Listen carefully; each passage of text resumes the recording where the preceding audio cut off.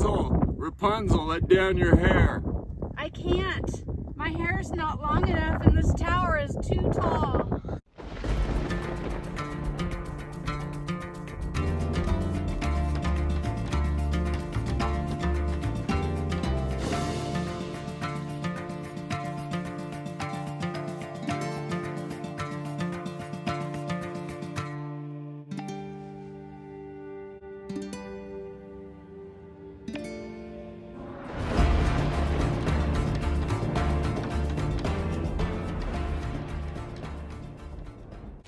Hey folks, if you're new to this channel, we're two rebels off-grid.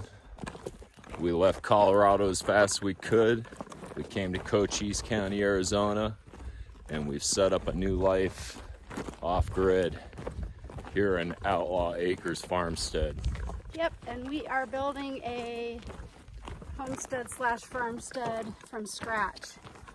And it's been quite the adventure, so if it's something you're interested in, you're probably going to want to follow our channel, and we appreciate having you here. So it's been about 2 weeks, and we haven't put out a video. We apologize for that, but you know, we've been doing lots of stuff.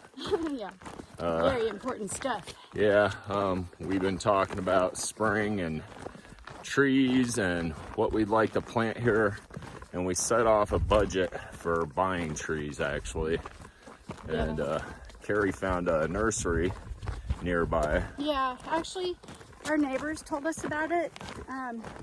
It's not that far from where we live. It's in the town of Douglas, it's about an hour from us, but they have a nursery down there called Parkland, and it's a super nice husband and wife, and they left the city like we did, and they bought property and they started it's a tree farm slash nursery, but they have a ton of trees that they grow down there. And the reason why we really wanted to get our stuff from them is it's all been acclimated for the area, and they are very knowledgeable about what grows well here, what doesn't grow well, and how to treat it. Yeah, so we loaded up our trailer with as many trees as we could carry. We went about 35 miles per hour down the highway for about 30 miles. Yeah. And we got them here, and that'll be another video of what we actually got. But also an update on the Bonnie, the tractor. That gasket finally came in. I was able to replace the gasket. Had to use a jack to put up that axle so it all come together smoothly, but then we blew another tire. Yeah. And so that set us back again. So, but all that stuff's good. Bonnie's all good now. She's working good. We've been using her. I've been doing a lot of grading. You can see behind me the road's getting nice and flattened out. So then my neighbor, he got on Craigslist or something like that, Facebook, and he gave me a call one morning and said, hey, I know somebody's got railroad ties, and we need railroad ties. There's a lot of things that I want to put out here. I want to build a bridge in the wash down here out of railroad ties, and I want to put in stairs on some of these trails I've been making, but I also needed them for putting a header on the chicken tower. And so we went down to a local area and we had to pick through them. They're a pretty rough piece of wood. They're not all very good. But the sun had bleached out all the creosote from these ties. So I'm not too concerned about using them for exterior like chicken houses and stuff. But let's walk up to the tower and show you what we've been doing up there. Yeah, we've been busy. There it is, the ominous coming together. Last time you guys saw this, we only had 9 rows up. It's coming together. Yep. And we're gonna go inside and show you what we've been working on. So, as you can see, we are getting things done on the chicken tower. We've gotten pretty high up, so high up in fact that I cannot dump buckets of dirt anymore into the bags because I'm too short. See, it's very tall. Doug could actually reach up there and tamp just standing here, but I cannot. So we have put the scaffold that makes it a lot easier. But we've got a system down pretty good now, and we're moving a lot faster, which is good. We each have our own roles, and it's really dependent on height because I'm only 5'3", and that's probably on a good day. So we've got 2 of these, they're kind of like a window frame, basically, with headers on the top that Doug made. Those will be the openings to the bridge that goes from the chicken coop to the run. And he shoogie down them, as you can see, because they will be exposed to elements. And then we're using these cinder blocks. I don't know what these are called, or what they're normally used for, but we found them at Home Depot. Doug spray painted them black, and that is what we're using for our venting, for our passive cooling, I guess is what you call that. I'm not even sure if that's the right terminology, but those will be going into the wall for venting the air out of the chicken coop. Hey Doug, are you the only one that works on this tower? Hell no. So from that other side, when you were first looking at the perspective, it looked really tall, but then we get over here and we have some shorter walls. And the reason being is we realized if these walls get too tall, we can't get the tractor over. The tractor bucket goes over the wall, and then we scoop from there. And it would be really inconvenient if we couldn't get that over. So we kind of stopped work on this part, and then we just decided to go ahead and get that as high up as, well, it needs to go a little higher, maybe three or 4 more layers. And then we're gonna finish this up inside here. We think we figured out a pretty good method because we bought 2 scaffoldings, and we think it's gonna work really well to have me on the outside on the scaffolding with the tractor, and I'll be filling buckets, handing them over the wall to Doug, who will be on the inside scaffolding, and then he'll be filling the bags. All right, let's go on in.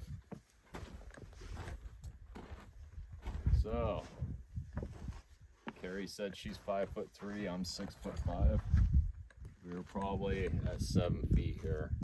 We still gotta go up at least 5 more rows, but the wood that I collected is gonna go directly on top of these, the window and that door.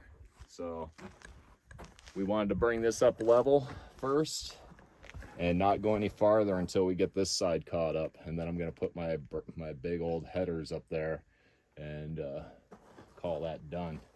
But yeah, we're not gonna go any farther up height wise until this is all caught up. But like Keri mentioned, we can't really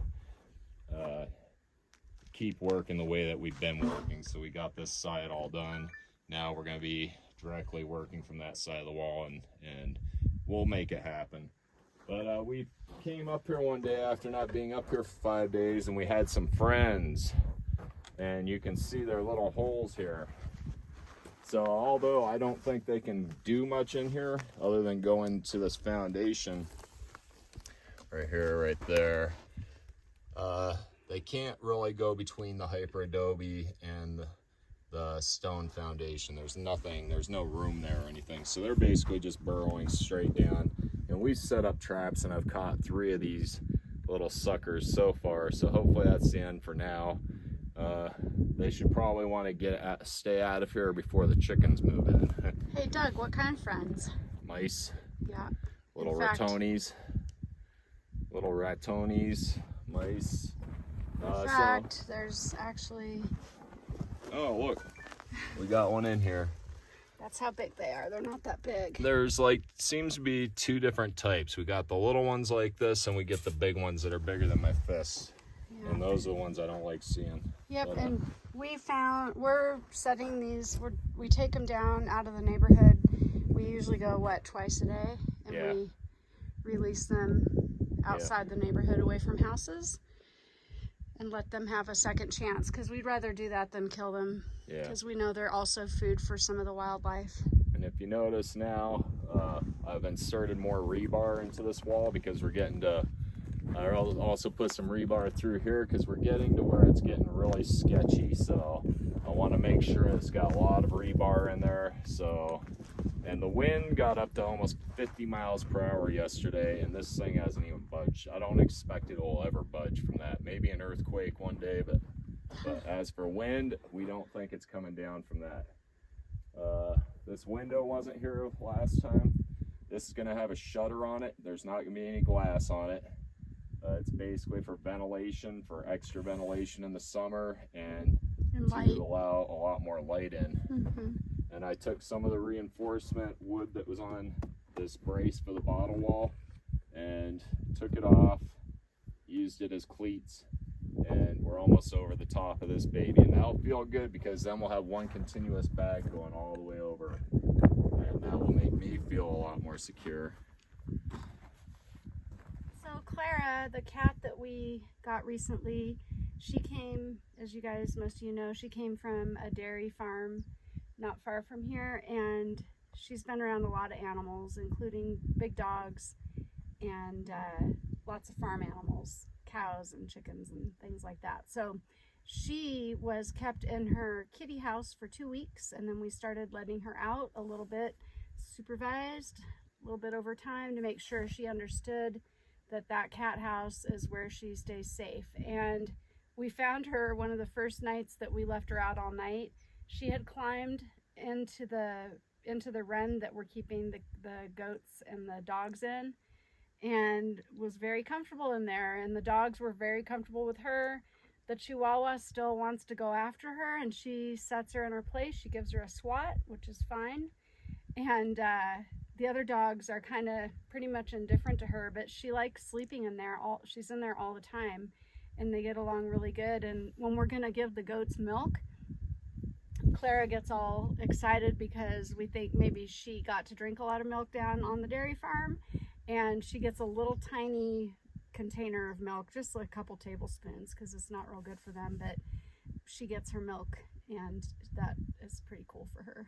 Clara has been a tremendous help with the mouse and rat population around where we're living, and we haven't had any issues, but she checks around the car, she checks around the tractor, she checks around our generator and under the trailer, and she actually goes up to these rat and mouse holes.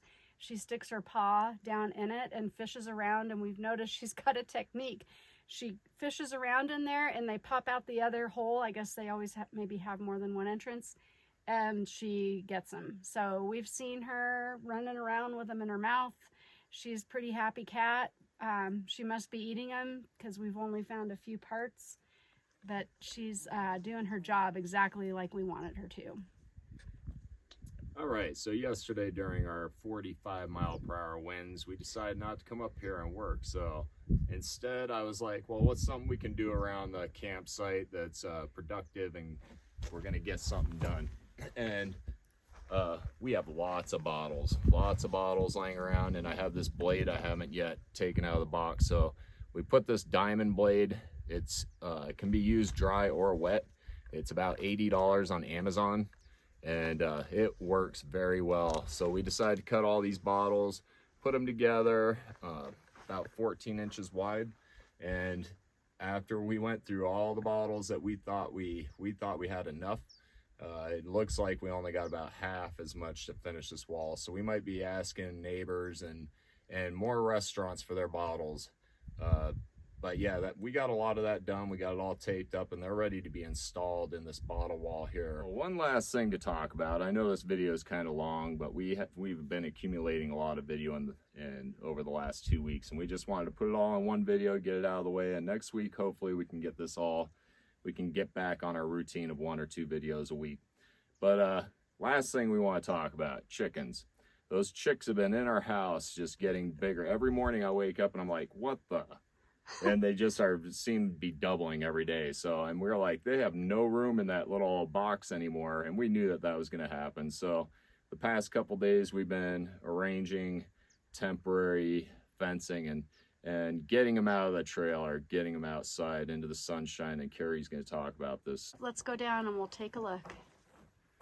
All right, we are here at the dog / goat / soon to be chicken containment. It's pretty janky, we know, but it's temporary. And we got off our schedule with the chickens, and they're just they're too big for the trailer. We need to get them out. They're in boxes, and we actually had a situation the other day where Zoe, the Chihuahua, got into a box and an accident almost ensued. So luckily we caught her in time, and the chickens are just getting too big for the boxes that they're in, and it's just time for them to get outside. So we meaning Doug, has built this addition to this situation just until we finish the chicken coop, so that we can get them out and they can be safe and protected. So I'm going to take you on a really quick tour and show you what we did. And just again, I'll just say it again, it's completely temporary. They are not going to be living like this long term. It's not the best situation, but it's also not that bad. So let's go in and I'll show you what I'm talking about. Temporary outdoor chicken coop. So it's still cold here at night. We are in Arizona, but it does still get down into the 30s. It doesn't really freeze anymore, we don't think, but it still gets cold at night. So they need their brooder heaters connected. So we actually rigged this up. We have had this doghouse that we built for the puppies. They don't really use it anymore. They either sleep outside on the ground or they actually sleep in with the goats. So this is all stuff that we had on hand. We didn't buy anything to do this because everything's really expensive right now. So we're trying to recycle and repurpose. Anyway, we put up field fencing. So field fencing goes all the way around. And then we had this 1 by 1 inch hardware cloth that we put around the bottom, because some of the chickens are probably big enough, or small enough I should say, to fit through the field fencing. So we added an extra layer of hardware cloth so that they couldn't get out, and specifically so that Zoe couldn't reach through the hardware or through the field fencing and grab one of those chickens, because she would do that and kill it. And then the other thing, Doug built a little ramp, and the chickens are going to be locked in here at night. And it's actually a pretty big space. It's about, I'd say, 3 or 4 times the space that they're in right now, and it's fine for temporary. So we've put their brooder, their heaters in there. They're ceramic heaters that they can get under if they get cold, and they're not a fire hazard, which is hugely important. And then Doug hooked up, this is just a little extra solar kit that we had. It's a solar panel. It's a flexible panel. He mounted it to the roof. It shouldn't blow off. And then I bought this box at the dollar store, and we've got the little solar generator in there. So it's charging great. We got the brooders plugged in. They're nice and warm, so if they need that. And then the other thing that Doug did, was he put the pieces of wood around the whole base of this, because we anticipate that the dogs will probably try to dig under, and we actually may put another layer of wood around the inside temporarily, just to keep the chickens from trying to scratch under.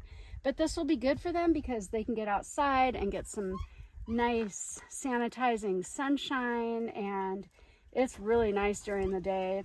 We're in the 70s, so they can get out here, do some dust baths. They've got a big thing of water and of course food, and we think this will work out pretty well for a couple weeks. Oh man, she's really trying to bite him, Doug. She's biting one. Hey. Yeah, Zoe, you're a little bit.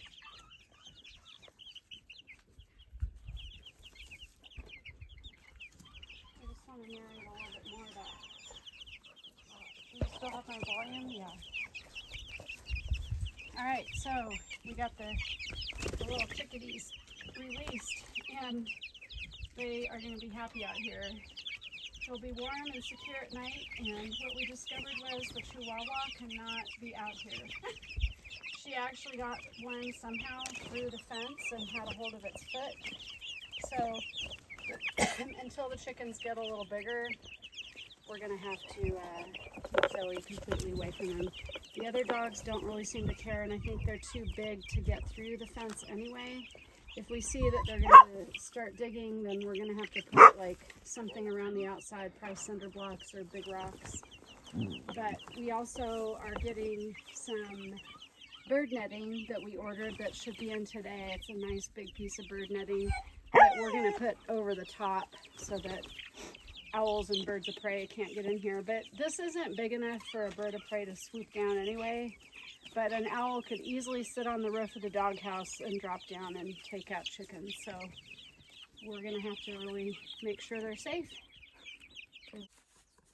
All right, thank you guys for sticking around to the end. Hope you enjoyed our update. Yep, hope you enjoyed our update. Hopefully the next video will be shorter. Just remember, if you like this video, hit that thumbs button at the bottom. It really helps the algorithm out and Thumbs helps, up. yeah, thumbs up. And we'll see you guys soon. See ya.